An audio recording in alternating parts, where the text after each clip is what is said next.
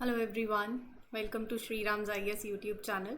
This is your mentor Arzu Kakkar, where every day we used to have this session of daily current affairs on Sri Ram's IS platform only. So without taking any time, आज के जो important current affairs हैं वो cover करेंगे. That is of 29th of May.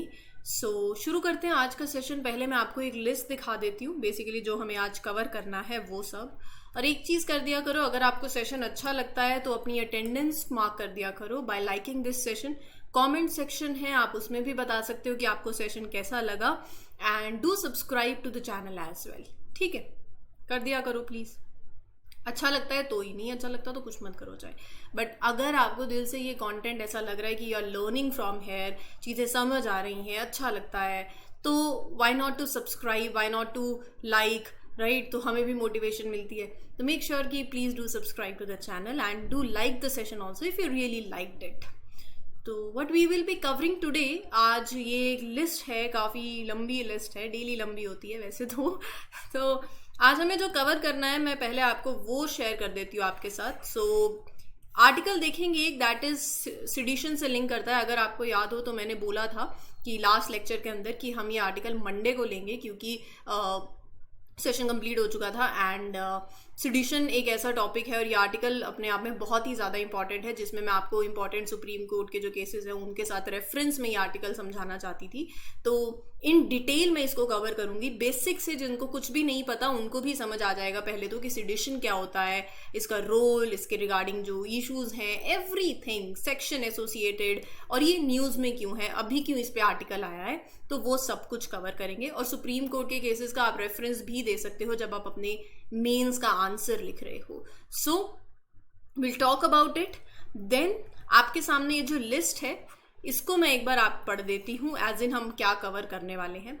Tribute to Savarkar on his 140th birth anniversary. तो ये आपके prelim से जीएस पेपर 1 से इंपॉर्टेंट हो जाता है. यहाँ पर हम वीडी सावरकर जी के बारे में पढ़ेंगे, उनके इंपॉर्टेंट पब्लिकेशंस जो हैं वो देख लेंगे, ताकि अगर प्रिलिम्स में कोई ऐसा सवाल बन जाए तो हम उसको कैटर कर पाए. And every other thing that is relevant, इनकी आइडियोलॉजी क्या रही है वो भी. रिवॉर्ड प्रोग्राम क्या है, वाटरशेड मैनेजमेंट से रिलेटेड ये प्रोग्राम है. जीएस पेपर 2 से आप इसको लिंक कर सकते हो as in programme wise.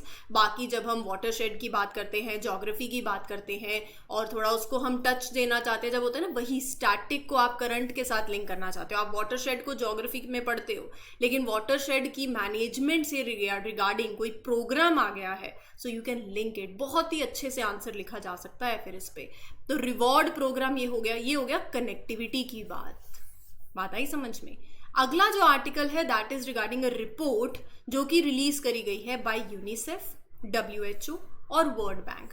So they have released a report titled levels and trend in child mall nutrition, joint child malnutrition estimates. तो सारे एस्टिमेट्स, वेस्टिंग, स्टंटिंग, ओवरवेट, ये सब कुछ मैं आपको बताऊंगी. इंडिया स्पेसिफिक भी चीज़ें क्लियर हो जाएंगी. मेंस के लिए बहुत ही ज़्यादा इंपॉर्टेंट है, कहाँ कहाँ पर आप इसको यूज़ कर सकते हो वो भी बता दूंगी.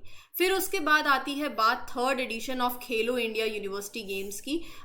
वर्चुअली अभी हमारे प्राइम मिनिस्टर ने इसको इनॉग्रेट किया. इसका सिग्निफिकेंस क्या है वो बहुत इंपॉर्टेंट है. और साथ ही साथ आपके स्पोर्ट्स सेक्शन से, तो मतलब रेलिवेंस ऑफ स्पोर्ट्स की जब हम बात कर रहे हैं, सो यहाँ पर इसके फैक्ट्स और मेंस के लिए कंटेंट जो है वो भी दे दूंगी. Petaflop super computer GS paper 3 से लिंक होता है. सुपर कंप्यूटर्स क्या हैं वो हम ऑलरेडी, जब हमने एक सुपर कंप्यूटर की बात करी थी, एरावत, अगर आपको याद हो तो, जो 75th रैंक मिली है top 100 super computers, AI super computers में से. सो यहाँ पर हम पेटाफ्लॉप आज के आर्टिकल है उसको कवर करेंगे. एज इन सुपर कंप्यूटर्स का एक रेफरेंस जो है ऑलरेडी हम एक सेशन में कवर कर चुके हैं. आज जो न्यूज़ में है वंस अगेन सुपर कंप्यूटर्स हैं. You can link it paper 3. International Booker prize किसको मिला है वो देखेंगे. क्या होते हैं ये बुकर प्राइज, मतलब इंटरनेशनल बुकर प्राइज क्या है, क्या होता है इसके अंदर, everything in detail. So I think अब आपको एक ओवरऑल व्यू मिल गया है, ओवरव्यू मिल गया है कि how we will be proceeding further in this session. So फिर चलते हैं without taking any time. Let's begin. Okay, so there you go with the first article. Prime minister Modi, Lok Sabha speaker and various ministers, they pay floral tribute to Savarkar on its 140th birth anniversary. So अभी 140th birth anniversary पे विनायक दामोदर सावरकर जी के जो ministers हैं दे पे tribute to him.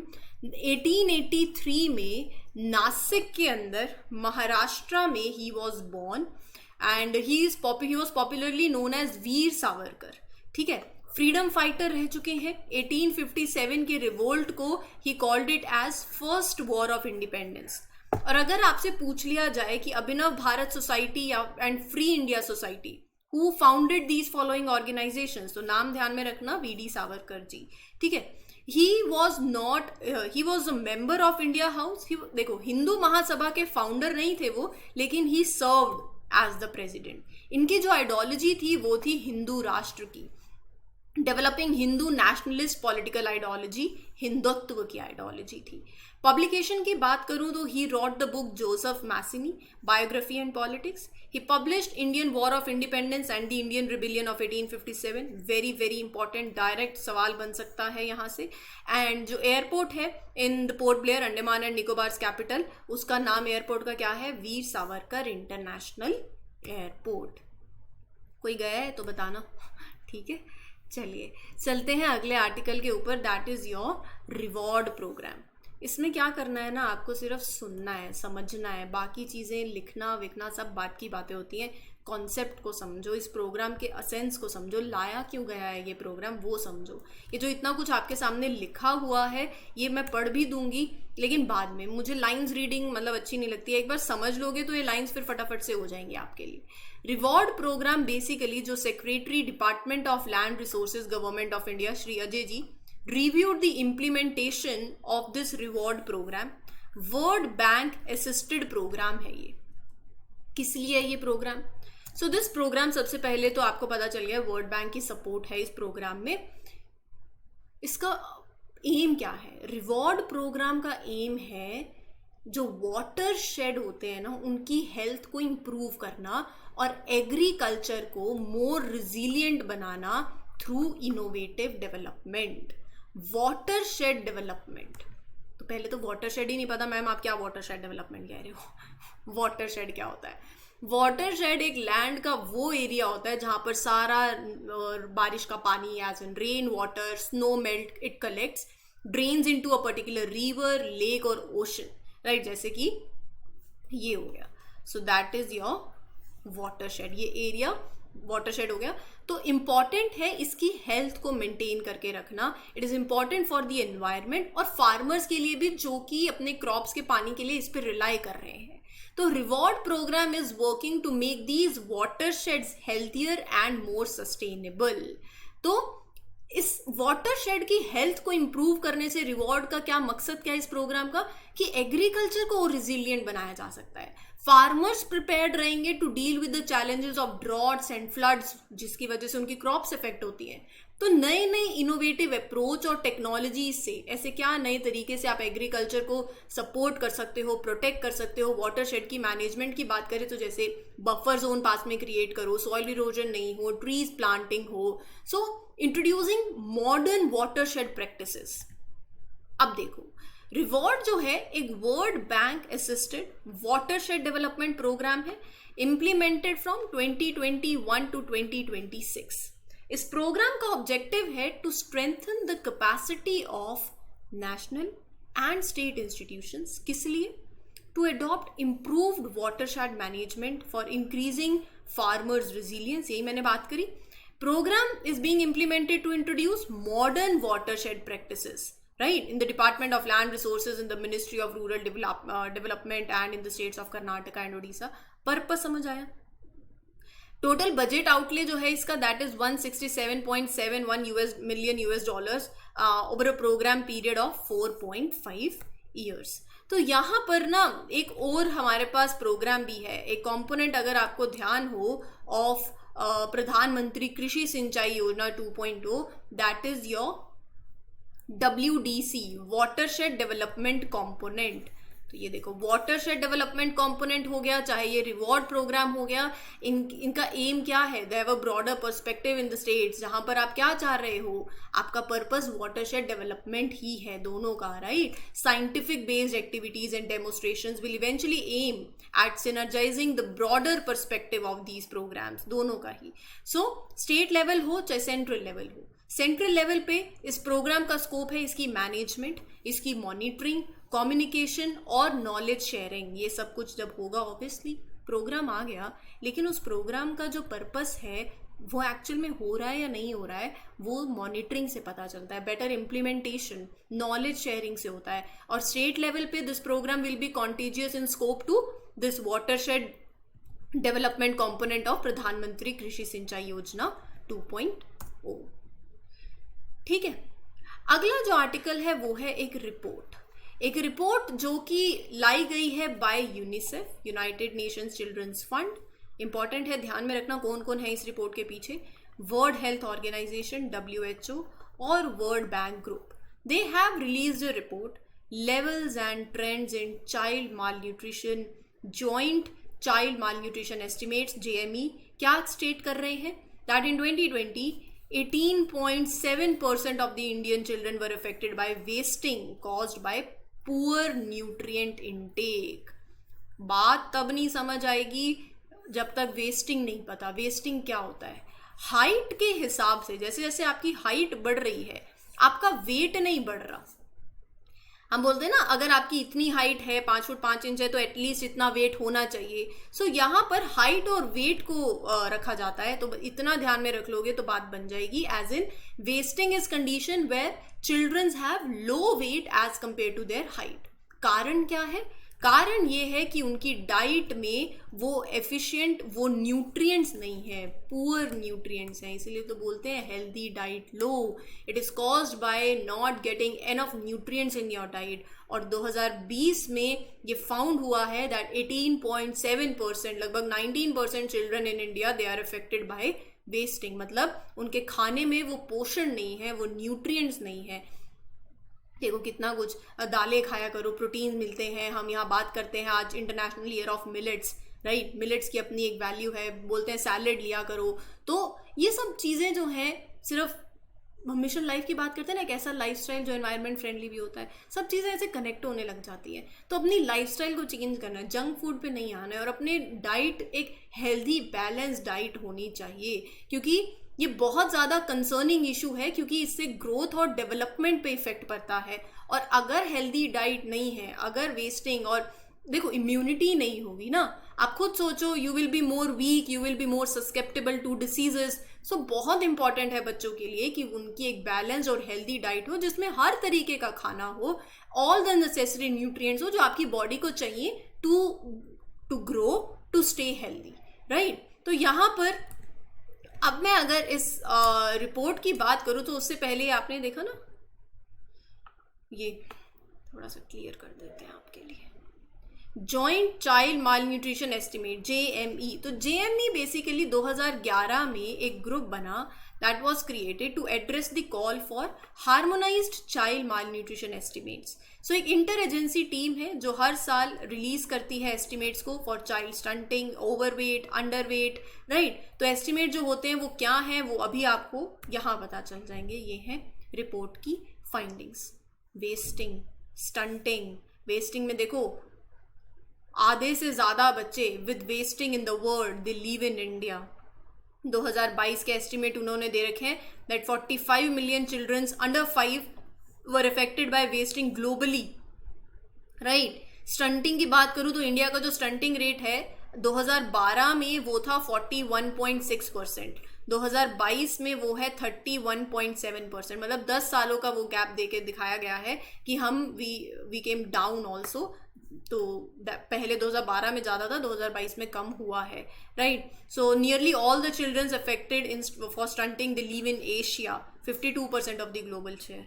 Africa, overweight, 37 million children under 5 who are overweight globally and they are there, an increase of nearly 4 million since 2000. India की बात करूँ तो ओवरवेट का जो परसेंटेज है ना वो बड़ा है, मतलब 2012 में परसेंटेज था 2.2% और 2022 में जो परसेंटेज है वो है 2.8%.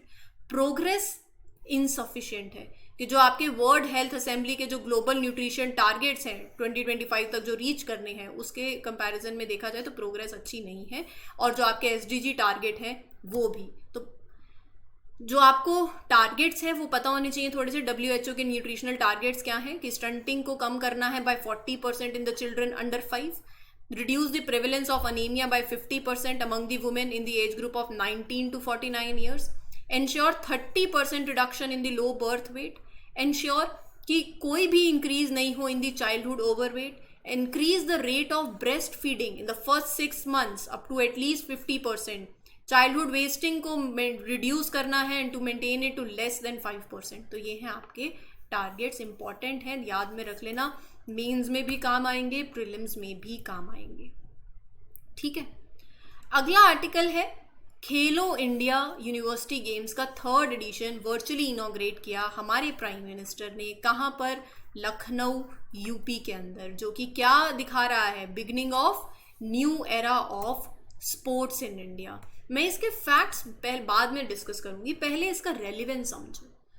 खेलो India university games sports competition है जहां पर बच्चे from all over the country जो यूनिवर्सिटीज़ के अंदर होते हैं, दे participate in various sports event. अलग अलग स्पोर्ट इवेंट होते हैं, basketball, athletics, swimming, football, wrestling, सारे गेम्स होते हैं यहाँ पर, जो कि एथलीट्स को एक चांस देते हैं कि वो अपने स्किल दिखा पाए, दूसरे टैलेंटेड प्लेयर्स के साथ कॉम्पीट कर पाएँ और obviously they represent the universities with pride. तो प्राइम मिनिस्टर ने जो इनॉग्रेट किया है ये, इस मतलब यहाँ पर आप गवर्नमेंट की सपोर्ट देख पा रहे हो कि स्पोर्ट्स कल्चर को एनकरेज किया जा रहा है कि वो आगे जाके स्पोर्ट्स को भी as their career option choose कर सकते हैं. यहाँ पर अगर इस प्लेटफॉर्म से जब बच्चा निखर कर आता है, पता चलता है, तो आप फर्दर गवर्नमेंट जो है better infrastructure, coaching, financial support देके वो अपने उस टैलेंट को और क्रिस्प शार्प कर सकते हैं and they can represent India at the international level in Olympics, right. So इस इनिशिएटिव का एम भी यही है, इंडिया के अंदर स्पोर्टिंग कल्चर को प्रमोट करना, बच्चों को नर्चर करना जिनके पास पोटेंशियल है, जो बहुत अच्छा खेलते हैं बैडमिंटन में, क्रिकेट में और रेसलिंग में. तो वहाँ पर आप उनको अगर सपोर्ट दे पाओ, ओवरऑल डेवलपमेंट हो जाएगी, they can contribute, right? So Khelo India University Game not only provides a platform but also foster that spirit of sportsmanship, teamwork, right, among the participants. ये जो 3rd edition है, इसका mascot of the 3rd edition is named as Jitu, मतलब which represents swamp deer barasingha, जो कि UP का state animal है. पहला एडिशन 2020 में उड़ीसा के अंदर हुआ, दूसरा एडिशन बैंगलोर में हुआ 2022 में, और अभी 3rd एडिशन हो रहा है यूपी के अंदर. 4,750 एथलीट्स पार्टिसिपेट करेंगे, मतलब from more than 200 universities competing in 21 sports categories. अलग अलग जगह पर होंगे competition, Varanasi, Lucknow, Gautam Buddh Nagar, Gorakhpur. Sense of unity foster करता है ये, प्राइम मिनिस्टर कहते हैं it emphasise that this interaction foster sense of unity, Ek Bharat श्रेष्ठ भारत की स्पिरिट को प्रमोट करते हैं. ठीक है, अगला जो आर्टिकल है that is regarding super computers. तो फिर करते हैं सुपर कंप्यूटर्स के लिए. पहले तो आप ये देखो न्यूज़ में क्यों है ये आर्टिकल, क्योंकि अभी recently India is set to introduce 18 new petaflop super computers.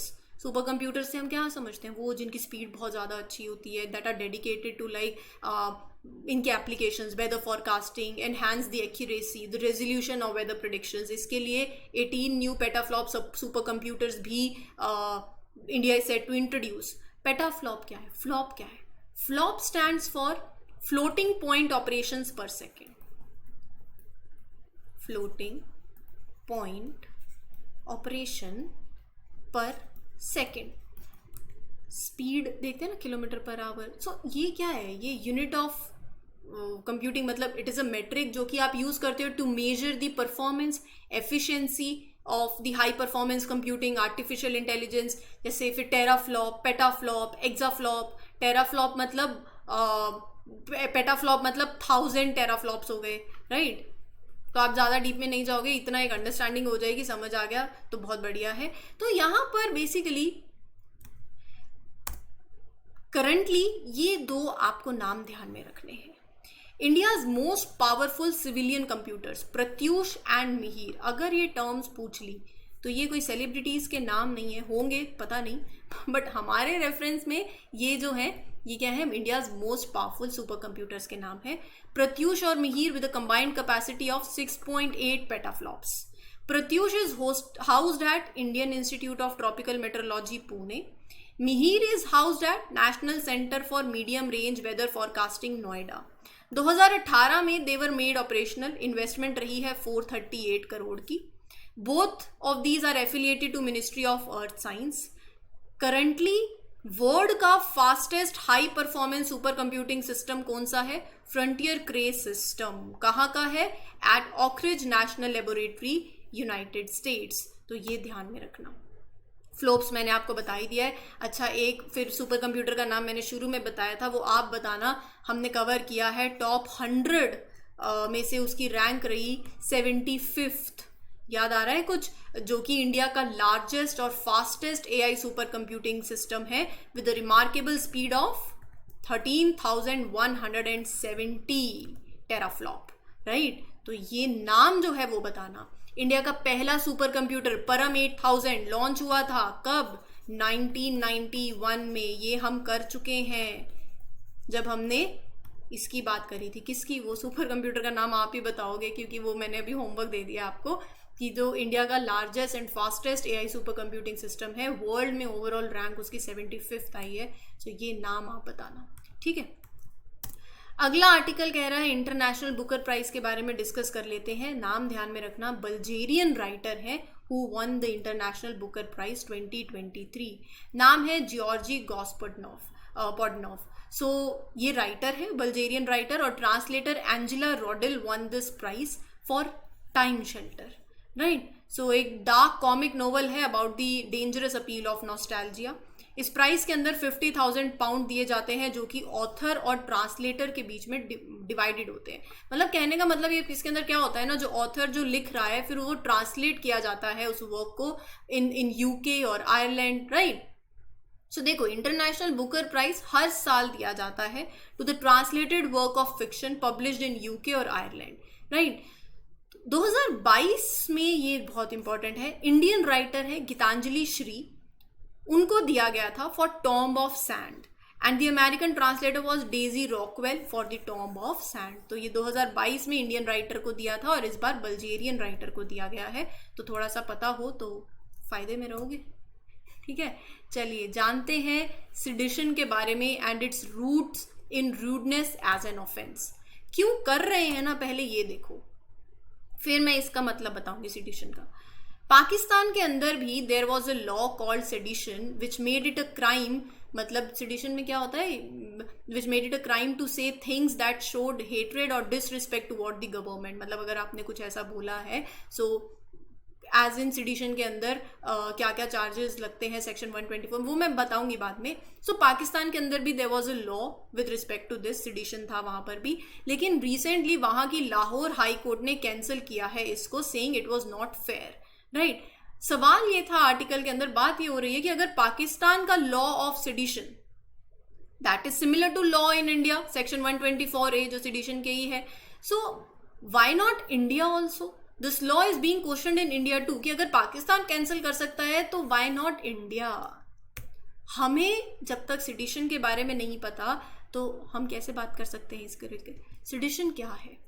Section 124A of IPC sedition को डिफाइन करता है एक ऐसा ऑफेंस दैट इज कमिटेड जब आप, कोई भी पर्सन, अपने बोलने से, अपने लिखने से, साइन से, विजिबल रिप्रेजेंटेशन से, किसी भी तरीके से अटेम्प्ट करता है किस चीज की? टू ब्रिंग हेट्रेड, कॉन्टेम्प्ट और एक्साइज टू अटेम्प्ट मतलब to excite disaffection towards the government established by law in India. मतलब अगर आपने कुछ ऐसा बोला करा दैट डू दीज थिंग्स, आपके लिखने से, आपके आर्ट बोलने लिखने से, दैट एक्साइट्स हेट्रेड और contempt towards the government of India established by law, वो है, उसके अंदर सेडिशन के चार्जेस लगते हैं। So disaffection includes disloyalty, all feelings of enmity, right, ये सब कुछ। तो पनिशमेंट क्या है इसके लिए?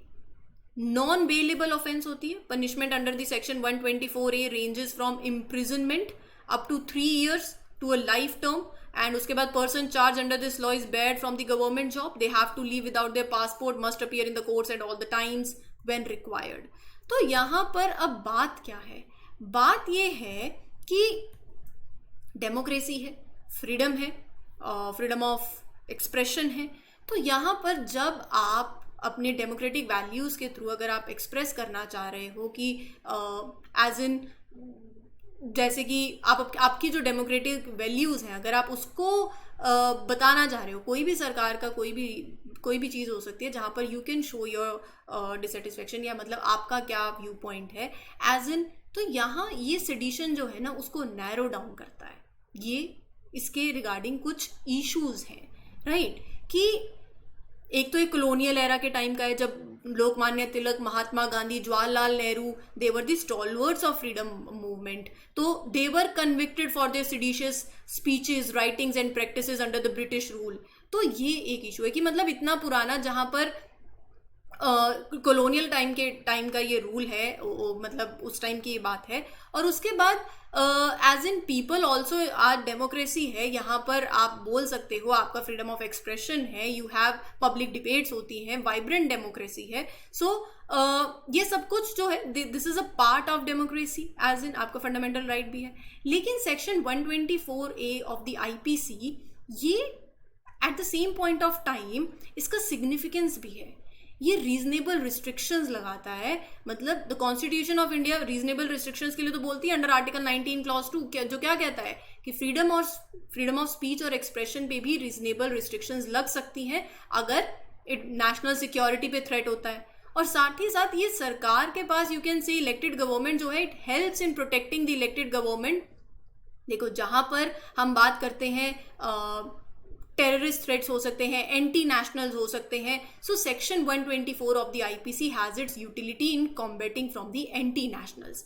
डिसेंट और क्रिटिसिज्म गवर्नमेंट का they are essential ingredients, we agree. तो एक बैलेंस लाना बहुत ज़्यादा यहाँ पर ज़रूरी है, क्योंकि ये स्टेट में स्टेबिलिटी को भी इंश्योर करता है। सिडिशन सरकार को हेल्प करता है in combating these terrorist elements, secessionist, anti nationals.